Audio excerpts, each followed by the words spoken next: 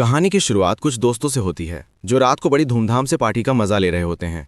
लेकिन उनमें से एक लड़की बिल्कुल खामोश और उदास सी बैठी रहती है। जब उसके दोस्त उसे देखते हैं तो सब पूछने लगते हैं कि आखिर क्या बात है, तुम इतनी उदास क्यों हो। तब वो लड़की बताती है कि मार्केट में हाल ही में एक नया ऐप लॉन्च हुआ है जो दावा करता है कि अगर कोई उसे डाउनलोड करे तो वो इंसान की मौत की सटीक तारीख और समय बता सकता है। लड़की कहती है कि आज सुबह मैंने भी ऐप डाउनलोड कर लिया और जैसे ही मैंने इसे खोला इसने बताया कि मेरी मौत ठीक 15 दिन बाद होने वाली है। ये सुनकर उसके सभी दोस्त उस पर हंसने लगते हैं और मजाक मजाक में वे भी ये ऐप डाउनलोड कर लेते हैं। इसके बाद वे शर्त लगाते हैं कि ऐप के मुताबिक जिसकी मौत सबसे जल्दी आने वाली होगी उसे टेबल पर रखी सारी ड्रिंक्स अकेले खत्म करनी होंगी। ऐप डाउनलोड करने से पहले सबको एक यूजर एग्रीमेंट यानी टर्म्स एंड कंडीशंस दिखाई देती है, लेकिन बाकी लोगों की तरह ये भी बिना पढ़े ही उसे स्वीकार कर लेते हैं। इसके बाद सबके मोबाइल स्क्रीन पर उनकी जिंदगी का काउंटडाउन दिखने लगता है। अब सभी बारी बारी से अपना बचा हुआ समय सबको दिखाने लगते हैं। किसी के पास 20 साल थे तो किसी के पास 60 साल। लेकिन तभी कोर्टनी बहुत परेशान नजर आती है। जब वो अपने फोन की स्क्रीन सबको दिखाती है तो ऐप के हिसाब से उसके पास सिर्फ 3 घंटे ही बचे थे, यानी जैसे ही काउंटडाउन खत्म होगा उसकी मौत हो जाएगी। ये देखकर कोर्टनी बुरी तरह डर जाती है, लेकिन दोस्त उसे समझाते हैं कि घबराओ मत, ये तो सिर्फ मजाक है। गेम के नियम के अनुसार जिसके पास सबसे कम समय होगा वही सारी ड्रिंक्स पिएगा।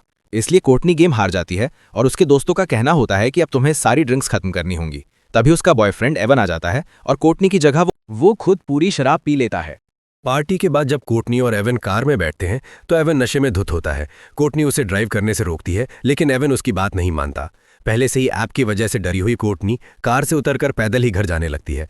एवन बार बार उसे कार में बैठने के लिए कहता है, लेकिन जब वो नहीं मानती तो गुस्से में आकर उसे वहीं छोड़कर चला जाता है। इसी बीच कोर्टनी के फोन पर ऐप का नोटिफिकेशन आता है कि उसने यूजर एग्रीमेंट तोड़ दिया है। कोर्टनी को इसका मतलब समझ नहीं आता, पर यह देखकर वो और ज्यादा डर जाती है। तभी हम देखते हैं कि काले कोट में कोई अनजान आदमी उसका पीछा करने लगता है। फोन पर अलर्ट आता है कि उसके पास सिर्फ 7 मिनट बचे हैं। घबराई कोर्टनी तेजी से घर पहुंचती है। घर में कदम रखते ही उसे अजीब सी आवाजें सुनाई देने लगती हैं और ऐप का अलर्ट लगातार बजता रहता है। तंग आकर वो फोन बंद कर देती है, लेकिन फोन अपने आप ऑन होकर फिर से काउंटडाउन शुरू कर देता है। आखिर में कोई अदृश्य ताकत उसे ऊपर खींच लेती है और जैसे ही टाइम 0 होता है वो नीचे गिर जाती है और उसकी मौत हो जाती है। यहाँ साफ हो जाता है कि यह ऐप कोई मजाक नहीं बल्कि सचमुच इंसान की जिंदगी का बचा हुआ समय बताता है। दूसरी ओर हम देखते हैं कि एवन की कार का एक्सीडेंट हो चुका है। हालांकि उसकी जान बच जाती है, लेकिन जिस सीट पर कोर्टनी बैठने वाली थी वहां एक बड़ी लकड़ी घुस जाती है, यानी असल में कोर्टनी की मौत उसी तरह होनी थी। इसके बाद सीन बदलता है और हम एक नर्स क्वीन को देखते हैं। वो ट्रॉली लेकर एक पेशेंट के कमरे में जाती है, लेकिन वहां पहुंचकर देखती है कि मरीज बिना नाश्ता किए कमरे से बाहर चला गया है। क्वीन जानती है कि इस समय वो कहां होगा, इसलिए सीधे वहां पहुंचती है। यहां पता चलता है कि वो पेशेंट कोई और नहीं बल्कि कोर्टनी का बॉयफ्रेंड एवन है। एवन बेहद घबराया हुआ होता है और क्वीन को सब कुछ बता देता है, कैसे उसकी गर्लफ्रेंड ने ये ऐप डाउनलोड किया था और कैसे उसी समय उसकी मौत हो गई थी जैसा ऐप ने बताया था। क्वीन उसे समझाती है कि ये बस एक इत्तेफाक होगा, कोई ऐप भला मौत का समय कैसे बता सकता है।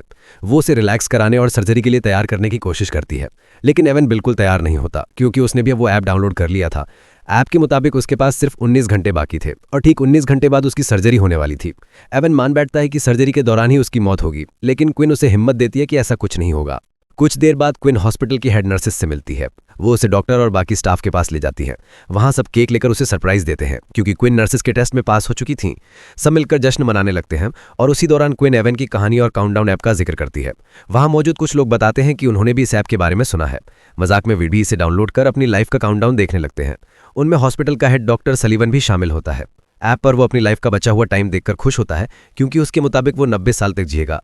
बाकियों के पास भी ऐप काफी लंबा समय दिखाता है। इसी बीच एक आदमी एक महिला को लेकर आता है जो ओवरडोज की वजह से बेहोश हो गई थी।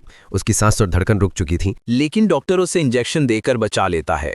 पूरा दिन काम करने के बाद शाम को जब क्वीन घर लौटती है तब उसे काउंटडाउन ऐप को डाउनलोड करने का नोटिफिकेशन आता है। वो इस ऐप को ज्यादा सीरियस ना लेते हुए उसे डाउनलोड कर लेती है और बिना सोचे समझे इस ऐप के सभी टर्म्स कंडीशंस एक्सेप्ट कर लेती है। और तभी उसे पता चलता है कि उसकी जिंदगी के सिर्फ 2 ही दिन बचे हैं। ये देखकर उसे कुछ अजीब लगता है, लेकिन क्वीन इसे नजरअंदाज करके घर पहुंच जाती है।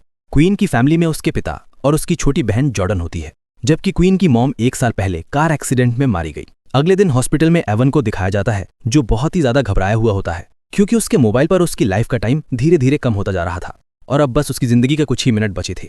वो सर्जरी कराने की बजाय हॉस्पिटल से भागने का डिसाइड करता है।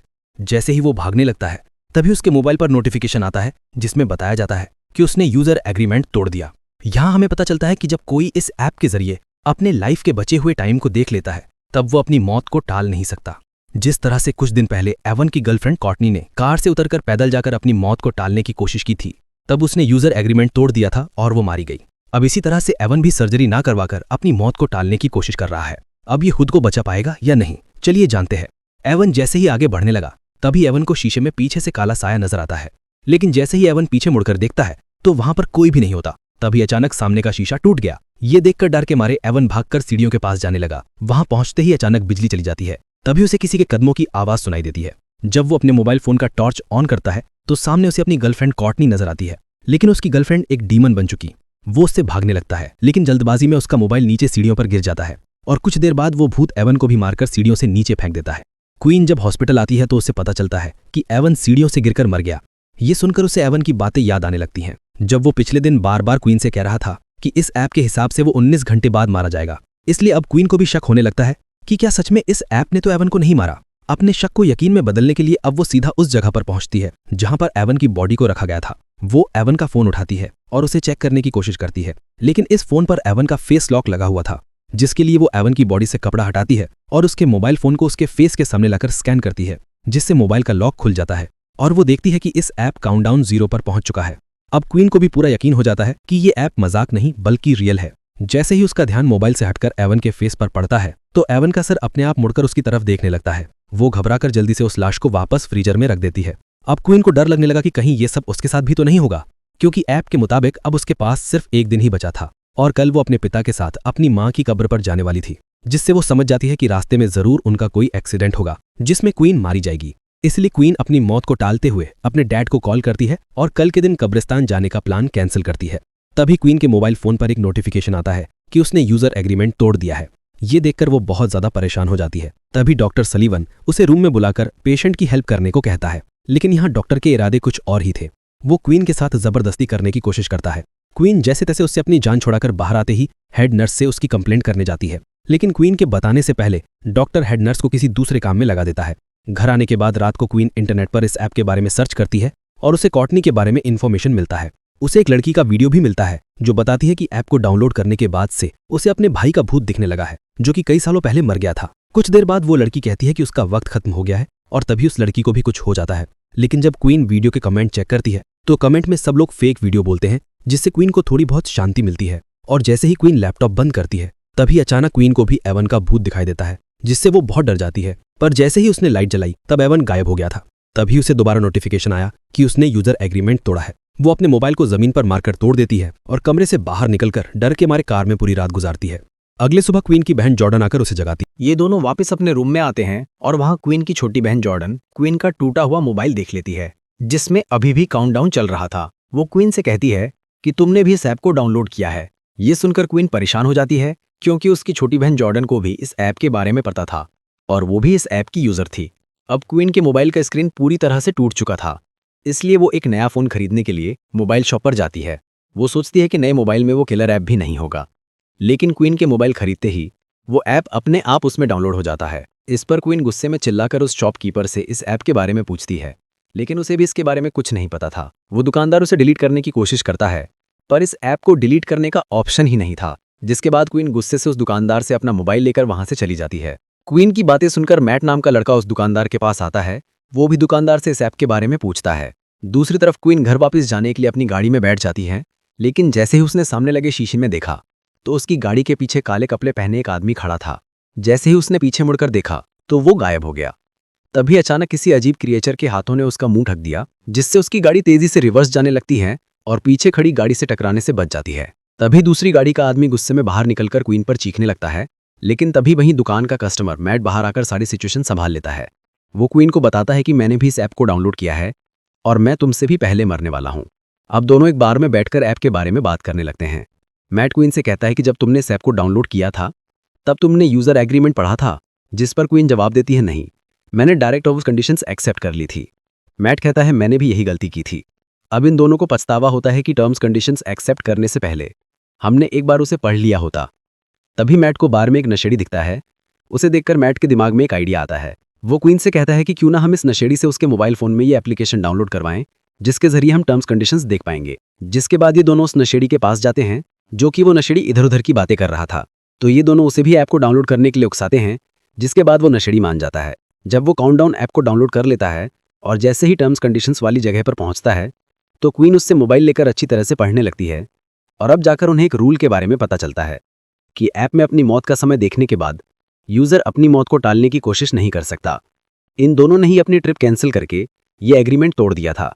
ये सब सुनने के बाद भी वो पागल नशेड़ी उन टर्म्स कंडीशंस को एक्सेप्ट कर लेता है। लकीली उस नशेड़ी को पता चलता है कि वो और 40 साल जिएगा। तब क्वीन को याद आता है कि जिस हॉस्पिटल में मैं काम करती हूँ उस हॉस्पिटल में एक पादरी है, शायद वो हमें इस हालात से निकलने का कोई रास्ता बता सके। इसके बाद क्वीन और मैट हॉस्पिटल जाते हैं और पादरी को डीमन की सारी कहानी समझाते हैं। पादरी कहता है कि वो डीमंस पर यकीन नहीं रखता, इसलिए वो उन्हें एक दूसरे पादरी का एड्रेस देता है जो कि डीमंस के मामलों में एक्सपर्ट है। जाने से पहले हेड नर्स क्वीन को एक मीटिंग में ले जाती है जहां डॉक्टर सलीवन उल्टा क्वीन पर इल्जाम लगा देता है कि उसने क्वीन को नहीं बल्कि क्वीन ने उसे हरास किया था। लेकिन जब क्वीन सफाई पेश करने लगती है तब मीटिंग का हेड क्वीन की कोई बात नहीं सुनता और क्वीन को जॉब से निकाल देता है। क्वीन को अब जॉब की कोई परवाह नहीं थी क्योंकि अब बात उसकी जान पर बनी थी। इसके बाद ये दोनों एक चर्च में पहुंचते हैं जहां ये दोनों एक आदमी को ढूंढते हैं जिसके बारे में उन्हें पादरी ने बताया था। और आखिरकार ये दोनों उस फादर तक पहुंच जाते हैं और फादर को इस ऐप के बारे में सब कुछ बता देते हैं।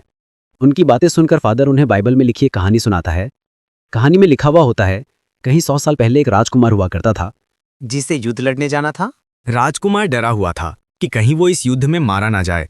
जिसके बाद वो एक ओल्ड जिप्सी लेडी के पास गया और उससे पूछा कि क्या वो इस युद्ध में जिंदा बचेगा। ओल्ड लेडी कहती है कि वो उससे उसकी मौत का ठीक समय बता सकती है, लेकिन शर्त यह है कि अपनी मौत का समय जानने के बाद राजकुमार अपनी मौत को टालने की कोशिश नहीं करेगा। राजकुमार मान जाता है और उसे पता चलता है कि वो युद्ध में मारा जाएगा। अब राजकुमार मौत के डर से लेडी की बात ना मानकर अपने छोटे भाई को युद्ध लड़ने भेज देता है, लेकिन उसके छोटे भाई को कुछ नहीं होता, बल्कि वे लोग युद्ध जीत जाते हैं। मगर डरपोक राजकुमार के पीछे ओजिन नाम का एक डिमन पड़ जाता है जो कि वो राजकुमार को तड़पा तड़पा कर उसके ठीक समय पर मार देता है, जो कि उसके तकदीर में लिखा था। फादर ने ध्यान लगाकर पता लगाया कि इन सब के पीछे ओजिन नाम के एक डिमन का हाथ है। फादर ने कहा, अगर तुम्हें अपनी मौत टालनी है तो सबसे पहले तुम दोनों को इस ऐप को हैक करके इसका कोड मेरे पास लाना पड़ेगा। जब मैं इस ऐप का कोड देख लूंगा तब मैं उस डीमन से तुम्हारी जान छुड़वा सकूंगा। ये सुनकर क्विन और मैट को जल्द से जल्द इस ऐप को हैक करना था क्योंकि अब उनके पास बहुत ही कम टाइम बचा हुआ था। ये दोनों उस मोबाइल शॉपकीपर के पास आते हैं और उसे इस ऐप को हैक करने की रिक्वेस्ट करते हैं।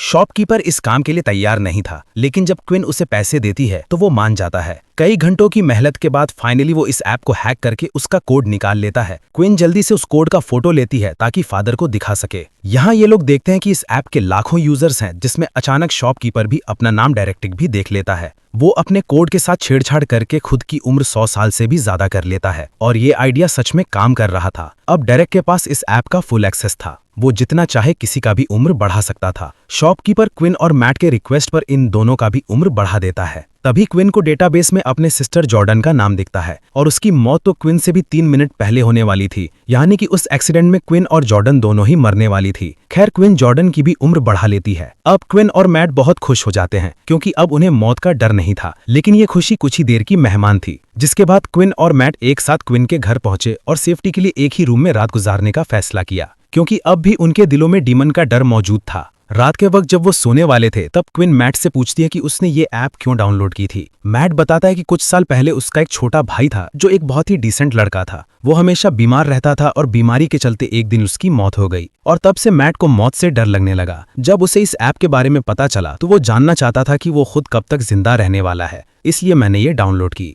इसके बाद क्विन मैट को अपनी स्टोरी सुनाती है कि एक रात वो अपनी मॉम को बिना बताए एक पार्टी में चली गई थी। जब उसकी माँ उसे ढूंढने के लिए घर से बाहर निकली तो रास्ते में उसका कार एक्सीडेंट हुआ जिससे उसकी मौत हो गई। एक दूसरे को खुद की स्टोरी सुनाने के बाद ये दोनों सो जाते हैं। तब आधी रात में डीमन फिर से क्विन को डराने आ जाता है। क्विन के कानों में एक अजीब आवाज गूंजती है जिससे उसकी आंख खुल जाती है।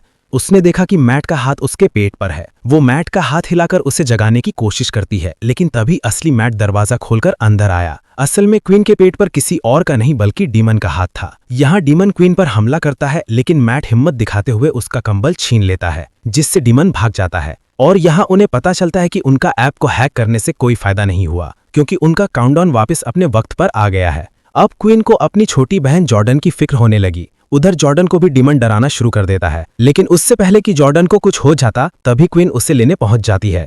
जॉर्डन बहुत ज्यादा डरी हुई थी। अब तीनों एक साथ मिलकर फादर जॉन के पास जाते हैं। क्वीन उसे बताती है कि ऐप को हैक करने का प्लान नाकाम हुआ, अब भी डीमन हमारा पीछा कर रहा है। जिसके बाद उन्होंने ऐप को हैक करने वाला कोड फादर को बताया। फादर कोड को अच्छी तरह से पढ़ने के बाद समझ जाता है कि जो भी यूजर एग्रीमेंट तोड़ता है उस पर ओजिन का श्राप यानी कर्ज लग जाता है, जो कि फादर के हिसाब से एक अच्छी बात है क्योंकि कर्ज को तोड़ा जा सकता है। अब फादर ने डीमन को उसी के खेल में फंसाने का प्लान बनाया। वो बताता है कि अगर तुम लोग डीमन को झूठा साबित कर दो तो ये कर्ज टूट जाएगा, यानी कि अगर कोई एक इंसान भी ऐप के बताए हुए टाइम से थोड़ा पहले या 2-4 सेकंड बाद में भी मरता है तो डीमन झूठा साबित हो जाएगा और इस तरह से कर्ज टूट जाएगा।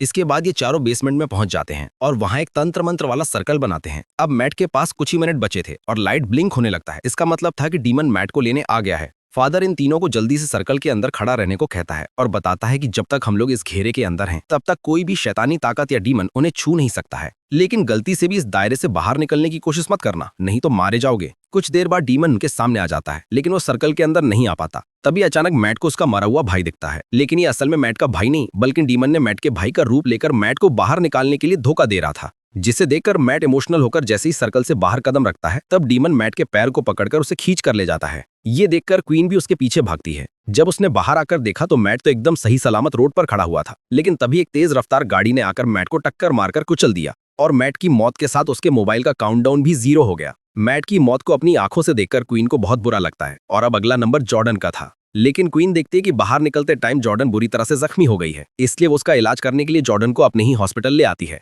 इसी दौरान क्वीन के साथ काम करने वाली एक नर्स ने क्वीन को बताया कि तुम्हारी बात बिल्कुल ठीक थी, डॉक्टर सलीवन मेरे साथ भी फ्लर्टेड करने की कोशिश कर रहा है। तभी क्वीन की नजर कमीने डॉक्टर सलीवन पर पड़ती है। डॉक्टर सलीवन को देखकर क्वीन को एक आइडिया आता है। वो जानती थी कि ये कमीना डॉक्टर 90 साल तक जीने वाला है। अगर क्वीन इस डॉक्टर को अभी मार दे तो डीमन का कर्ज टूट जाएगा और इन दोनों बहनों की जान बच जाएगी। अब इस प्लान को कामयाब करने के लिए क्वीन डॉक्टर के ऑफिस जाती है। वो उसे कहती है कि मुझे अपनी जॉब वापस चाहिए और उसके लिए मैं कुछ भी करने को तैयार हूँ। क्वीन उसे कहती है कि मैं तुम्हारा हॉस्पिटल के पीछे सुनसान एरिया में इंतजार कर रही हूँ। डॉक्टर तड़प के मारे कुछ सोच नहीं पाता और क्वीन की चाल में फंसते हुए सुनसान जगह पर पहुंच जाता है। यहाँ क्वीन हाथ में एक लोहे का सरिया लिए हुए चुपकर खड़ी थी। मौका मिलते ही क्वीन ने डॉक्टर पर सरी से हमला कर दिया, जिससे वो जख्मी होकर जमीन पर गिर गया। क्वीन पहले से अपने साथ मॉर्फिन का इंजेक्शन भी लाई थी और जैसे ही वो इंजेक्शन डॉक्टर को लगाने वाली थी तभी डीमन ने वहां आकर डॉक्टर को खींचकर बचा लिया और डॉक्टर वहां से भाग निकलता है। खैर अब जॉर्डन के मरने का वक्त हो गया था। उसके पास सिर्फ 2 ही मिनट बचे थे। डीमन उसे मारने पहुंच जाता है। वो डीमन से छुपकर खुद को बचाने की कोशिश करती है, पर ऐप उसकी छिपने की जगह बता देती है और डीमन जॉर्डन को पकड़ लेता है। लेकिन तभी क्वीन डीमन के सामने आकर वो इंजेक्शन खुद में लगाने लगती है, जिससे कम से कम उसकी बहन की जान बच।